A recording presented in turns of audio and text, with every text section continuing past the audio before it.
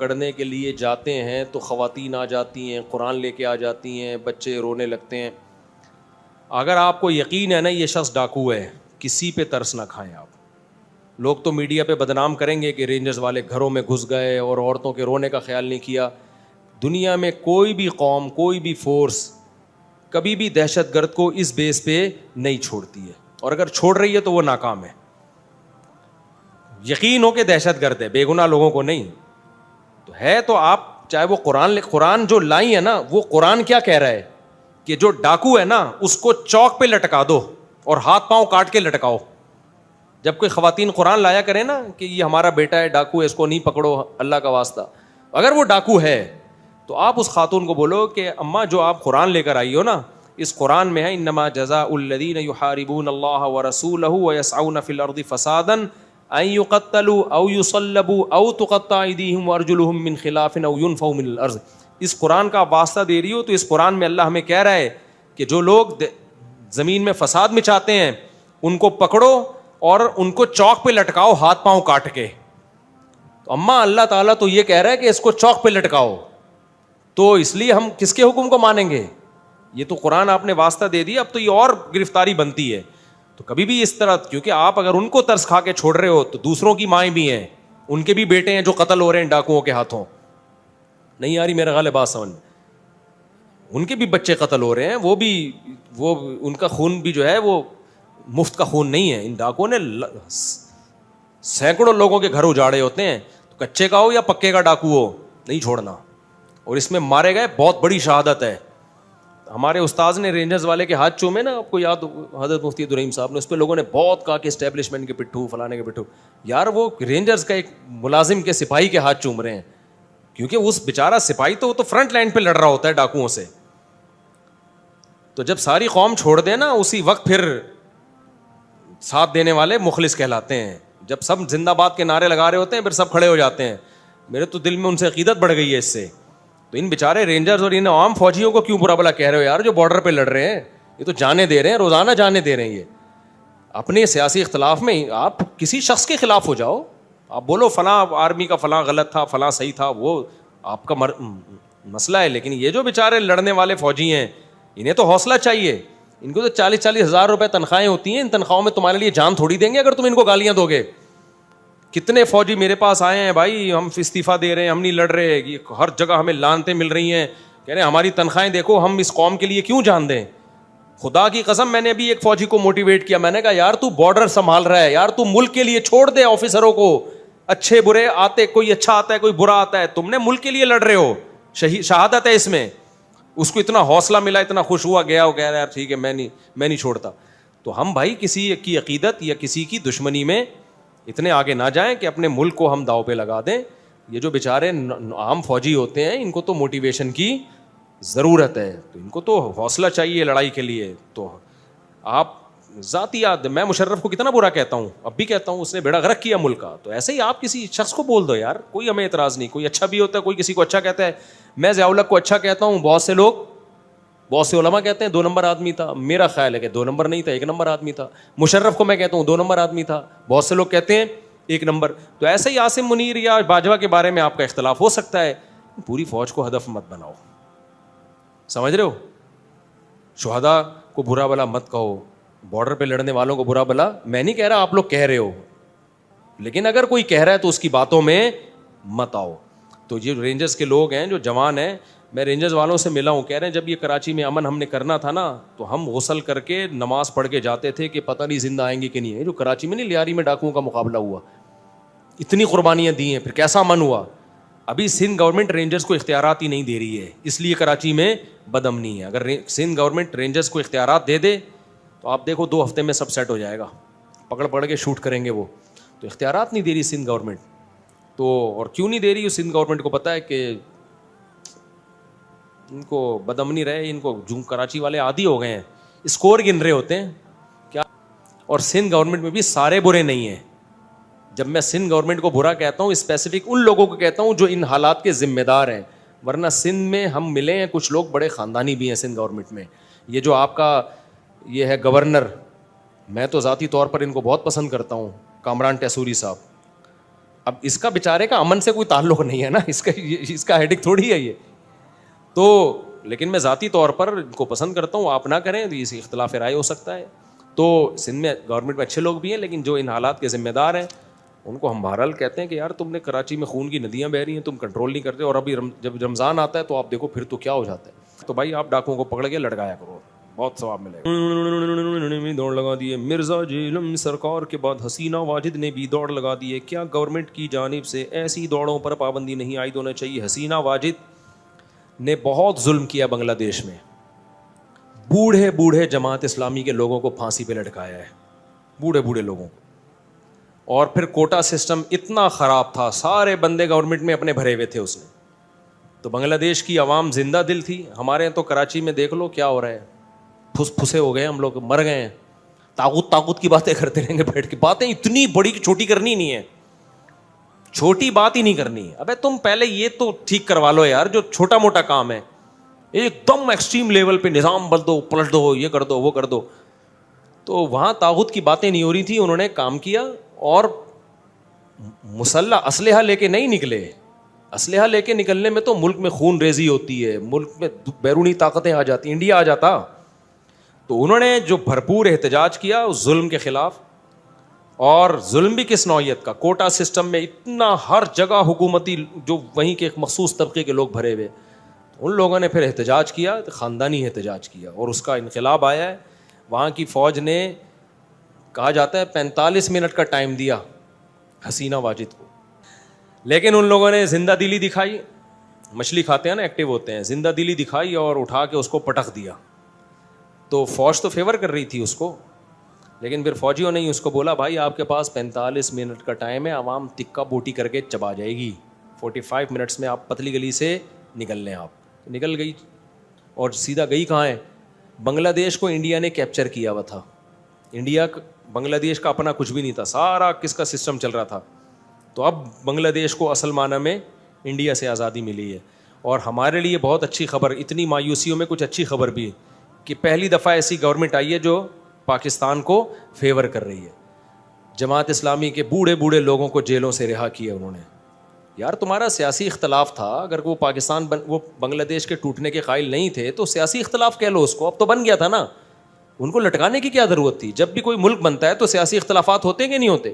مولانا حسین احمد مدنی رحمۃ اللہ علیہ پاکستان بننے کے قائل نہیں تھے, ان کی رائے یہ تھی نہیں بننا چاہیے. مولانا اشرف علی تھانوی قائل تھے پاکستان بننے کے, لیکن ان دونوں کے مریدوں میں کبھی لڑائی نہیں ہوئی, ان دونوں میں بھی کبھی لڑائی نہیں ہوئی, سیاسی اختلاف تھا.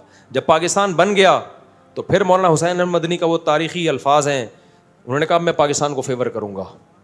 لوگوں نے کہا آپ تو بننے کے خلاف تھے. انہوں نے کہا بھائی مسجد بننے میں اختلاف ہو سکتا ہے کہ یہاں بنے گی کہ نہیں بنے گی, جب بن جائے تو اس مسجد کا احترام واجب ہے. بحث ہوتی ہے نا یہاں مسجد بننی چاہیے, انہوں نے پاکستان کو ملک نہیں مسجد سے تعبیر کیا. تو یہ بڑے لوگ تھے بھائی, تو وہ اختلاف کیا ہو گیا, ختم. تو بنگلہ دیش بننا چاہیے تھا, نہیں بننا چاہیے تھا, پرانا اختلاف تھا. جب بن گیا تو اب کیا کرنا ہے, بننا چاہیے تھا, تو ہونا تھا جو ہو گیا نا. تو اب تو جب ایک کنٹری بنا تھا اس کو اسٹیبل کرنے کی کوشش کرنی چاہیے. آپ نے وہ جو سیاسی اختلافات والے لوگ تھے ان کو اٹھا کے لٹکانا شروع کر دیا یار, مذہبی لوگوں کا گلا گھونٹنا. آپ کی پوری سیاست ہی انڈیا کے فیور میں, پاکستان کے مخالفت میں. تو انڈیا سے تو آپ کو بھی آزادی ملی تھی. تو اب یہ ہمارے لیے بہت اچھی خبر ہے کہ وہاں کی عوام اٹھی, اور علماء کو ویزے نہیں ملتے تھے بنگلہ دیش کے. میں بھی نہیں جا سکا اب تک بنگلہ دیش, میرا بھی ارادہ اور ایک چکر ہم بھی لگا کے ہیں. موسلی کھائیں گے, موسلی. وہاں بنگلہ دیش کی مچھلی کا مزہ یہاں والا نہیں ہے, وہاں الگ ہی مزہ ہے. تو مچھلی کھائیں گے, کیا خیال ہے تھوڑی سی بنگالی زبان بھی سیکھیں گے.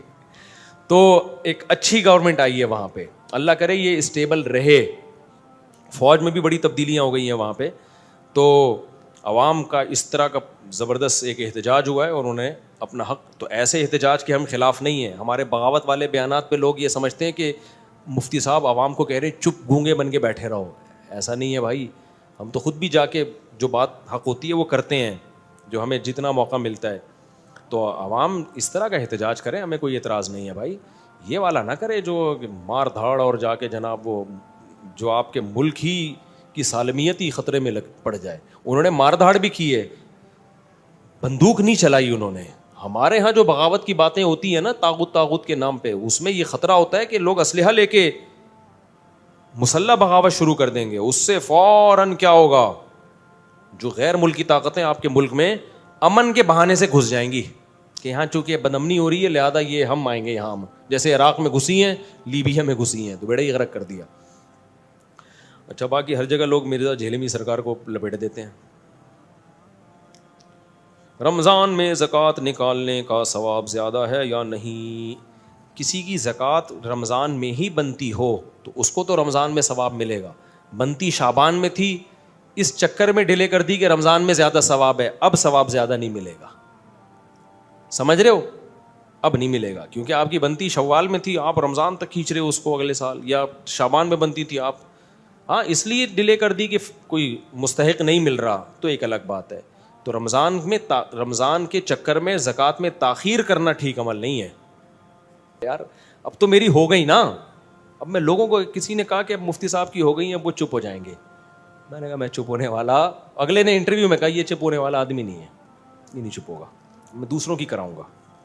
ہماری ہو گئی تو کیا ہوا, ہم بیٹھ گئے اپنے رشتے ہی نہیں میں تلاش کر رہا, لیکن آپ کے لیے بھی موٹیویٹ کرتا رہوں گا, مرنے سے پہلے بھی موٹیویٹ کروں گا, جب تک میرے جیسے 25-30 مولوی پیدا نہیں ہو جاتے. کیونکہ میں اکیلا اس پہ اتنا ڈٹا ہوا ہوں نا, کوئی اور بول نہیں رہا تو مجبوراً مجھے بولنا پڑتا ہے. بھائی اگر دوسرے علماء بولنا شروع کر دیں میں بولنا بند, دوسرے علماء عاملوں کے خلاف بولیں اس طریقے سے یار جس طرح میں بول رہا ہوں, تو میں چپ ہو جاؤں گا. بول ہی نہیں رہے, الٹا اور ان کو پروموٹ کر رہے ہیں, اس لیے مجھے پھر بولنا پڑتا ہے بار بار عاملوں کے خلاف. ہر دوسرے بیان میں شادیوں پر بولنا پڑتا ہے. دوسرے علماء بولیں گے تو ہم کیا ہو جائیں گے, چپ.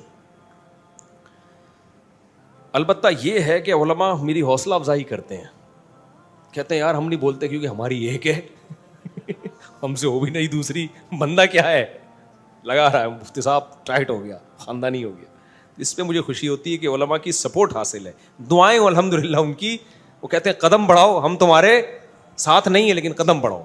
ساتھ کہاں ہو رہے ہیں, یہ ایسے قدم بڑھاؤ کہ ہم تمہارے ساتھ نہیں, قدم بڑھاؤ مفتی صاحب.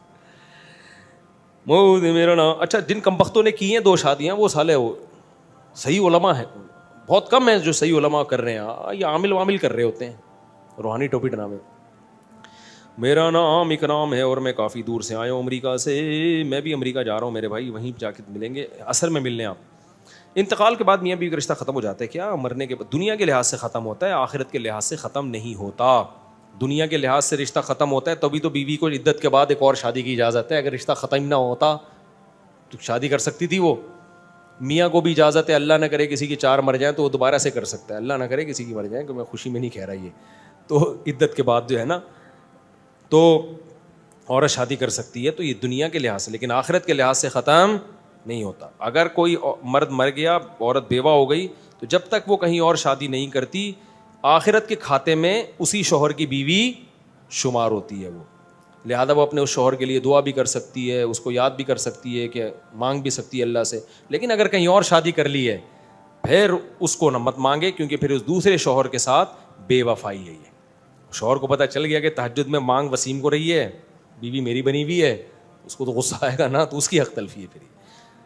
اچھا میرے بھائی, مرنے کے بعد روح اپنے گھر میں آتی ہے؟ نہیں آتی, شکر کرو نہیں آتی, آتی ہوتی ہیں نا اور ہم دیکھ لیتے تو پھر ہم بھی کسی اور کے گھروں میں جا رہے ہوتے روح بن کے. کم وضاحت دیں مفتی صاحب, سارے سوالات کے جواب دیں. ہاں یار یہ میرے ساتھ بہت بڑا مسئلہ ہے, لوگ کہتے ہیں ایک سوال پہ آپ بہت ٹائم لگا دیتے ہو. اب میں کوشش کرتا ہوں تھوڑا مختصر جلدی نبھا دوں.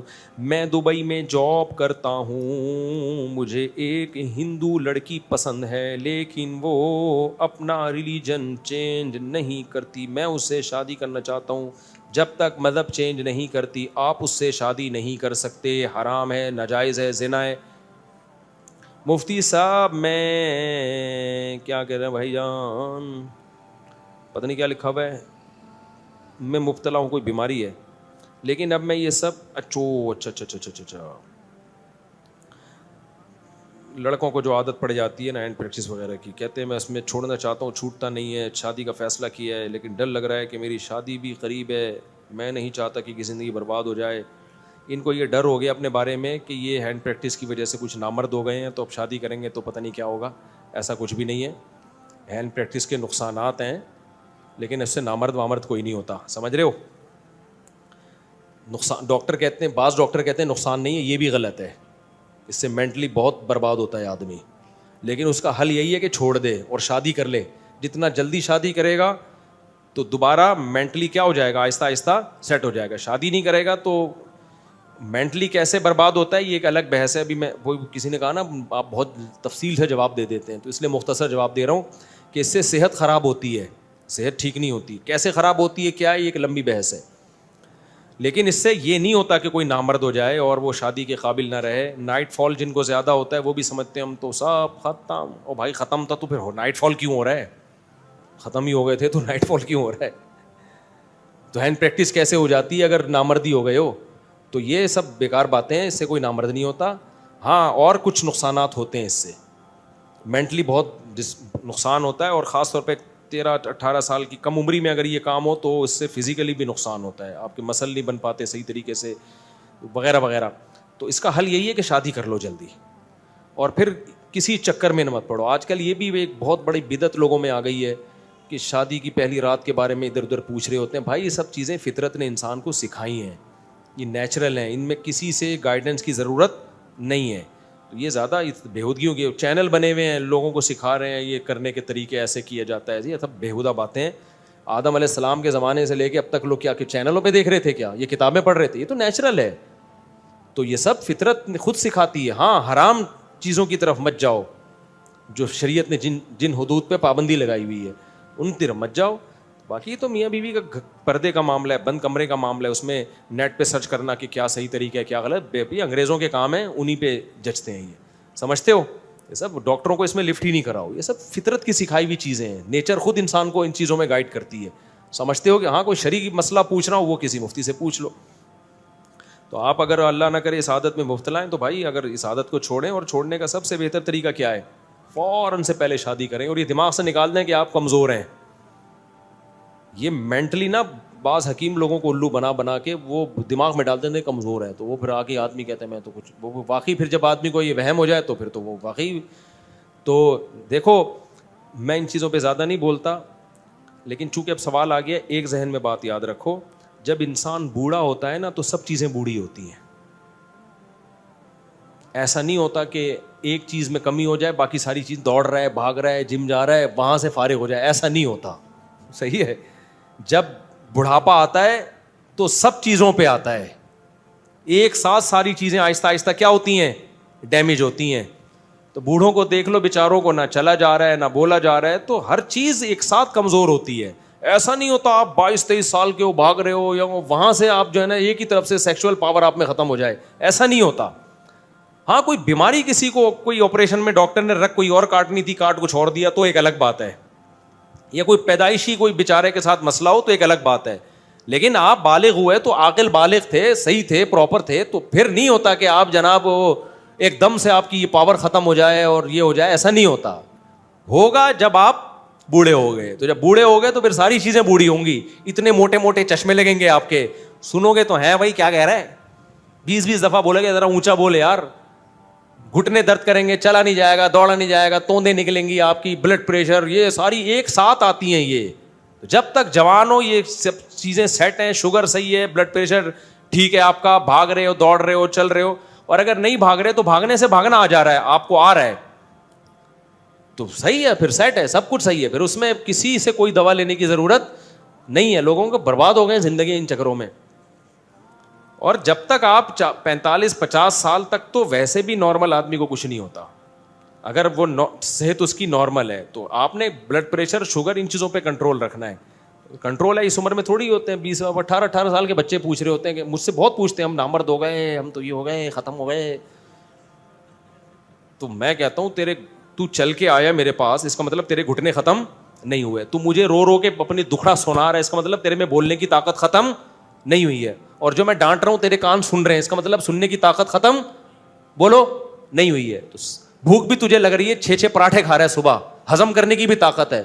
تو ساری طاقتیں ہوں کہ فرشتہ ایک ہی فیوز اڑا کے جائے گا کیا تیرا؟ جب لائٹ جاتی ہے تو ایک دم سے پورے فیوز اڑتے ہیں کہ نہیں اڑتے؟ ڈم ہوتی ہے تو سب کچھ, واشنگ مشین بھی آہستہ ہو جائے گی, استری بھی آہستہ, فریج بھی دھڑ دھڑ دھڑ جھٹکے لینا شروع کر دے گا. یہی ہوتا ہے نا. اور جب پراپر لائٹ آ رہی ہوتی ہے ساری چیزیں صحیح چل رہی ہوتی ہیں, اور جب جاتی ہے تو سب. تو میں نے کہا جب مرے گا تو فیوز اڑ گیا, اور جب بوڑھا ہوا تو وہ پاور کیا ہو گئی, لو, تو سب چیزیں, پھر پنکھا بھی گڑنگ گڑنگ کر کے گھومے گا. جب وولٹیج لو ہو جاتے ہیں تو پنکھا کیا کرتا ہے, گڑنگ گڑنگ کر کے گھوم رہا ہوتا ہے. موم بتی جو ہے نا بار بار پھدک رہی ہوتی ہے, اور استری بہت ہلکی ہو جاتی ہے, فریج گڑ گڑ گڑ گڑ مارنا شروع کر دیتا ہے. تو اسی طرح یہ جوان لڑکے کو میں نے کہا تھا کہ مختصر جواب دوں گا, لیکن یہ مختصر سے اور کنفیوژن میں چلے جاتے. تو جوان آدمی کو کچھ بھی نہیں ہوتا, سمجھ رہے ہو, پورے فیوز اس کے, وولٹیج اس کے پورے آ رہے ہوتے ہیں. جب 40 سال کے بعد کے یہ مسائل ہیں, 40 سال تک تو فٹ فاٹ ہی رہتا ہے آدمی, پھر جا کے مسائل کھڑے ہوتے ہیں, شوگر, تو اس میں اگر کوئی کنٹرول کر لے گا تو جوان رہے گا, نہیں کرے گا تو پھر جا کے مسائل کھڑے ہوں گے. تو 40 سال کے بعد پھر ورزش کیا کرو اور خوراک پہ کنٹرول کرو. 40 سال سے پہلے بھی کرو, لیکن یہ کہ اتنی بڈھا نہیں ہوتا آدمی 40 سال سے پہلے, سمجھتے ہو. تو اس لیے دبا کے 4 شادیاں کرو. میں جب بھی 4 شادیوں کی ترغیب دیتا ہوں نا, ایک نوجوان آئے ہیں میرے پاس کہ ہمارے اندر تو طاقت ہی نہیں ہے, کیا کھائیں, کچھ تھے, آپ کیا کھاتے ہو, کوئی دوا ہمیں بھی بتا دو. ہم یہی پراٹھے, میں بھی صبح پراٹھا کھا کے بیٹھا ہوں, اور کوئی کچھ مشتے نہیں ہے, آپ جا کے میرا کچن چیک کر سکتے ہو بھائی, کوئی دوائیں نہیں کھاتا میں, پراٹھا کھایا ہے, ابھی گھر میں کھانا بنا ہوا ہے وہ پھوڑ دوں گا جا کے. میں پیاز کا میں بڑا شوقین ہوں سیلڈ کے طور پہ. تو بس یہی ہے ہماری لائف. تو یہ سب ہے, کوئی ایکسٹرا کوئی فنٹر نہیں ہے. تو یہ اللہ نے سب کو طاقت دی ہے. اب جو ایک جس کی ہوتی ہے نا وہ سمجھتے ہیں میرے اندر طاقت نہیں ہے. جو بھائی جس کو یہ عادت پڑی ہے شادی کرے, بالکل فٹ فاٹ ہے, یہ بالکل مرد کا بچہ ہے. ہاں مینٹلی کچھ ڈسٹرب ہوگا, عادت کسی اور چیز کی پڑ گئی ہے نا, تو وہ تھوڑے دنوں میں آٹومیٹیکلی خود بخود سیٹ ہو جائے گا, لیکن چھوڑنا پڑے گا یہ کام. ایسا نہ ہو شادی کے بعد بھی یہی دھندے کرتا رہے. مفتی صاحب مجھے آپ سے بہت عقیدت ہے میرے علم میں اصلاح کے لیے, تو جس نے مردانہ قوت بڑھانی ہے اس کے پاس بہترین حل ہے کہ وہ 4 شادیاں کر لے. اس سے زیادہ قوت بڑھانے کا کوئی نسخہ دنیا میں ہے نہیں. یہ کھانے پینے سے نہیں بڑھتی ہے, یہ اس طرح سے بڑھ جائے گی. مفتی صاحب مجھے آپ سے بہت عقیدت محبت ہے, میرے اصلاح بتا دیں, حضرت عمر کی شادی حضرت علی کی بیٹی سے ہوئی, کوئی دلیل حدیث کی کتابوں میں ہے بھائی. مرزا جی کہتے صحیح بخاری میں, مجھے تو اس کے پر یقین نہیں, میں نے اپنی کتاب میں اس کا حوالہ دیا ہے. حضرت عمر رضی اللہ تعالیٰ عنہ نے حضرت علی کی بیٹی کو پیغام بھیجا تھا, اور حضرت علی نے پھر شادی کر دی تھی. کتاب میں ریفرنس موجود ہے, کبھی موقع ملا تو نیٹ پہ بھی ڈال دوں گا. صحابہ کے آپس میں بہت اچھے تعلقات تھے, حضرت عمر, حضرت علی,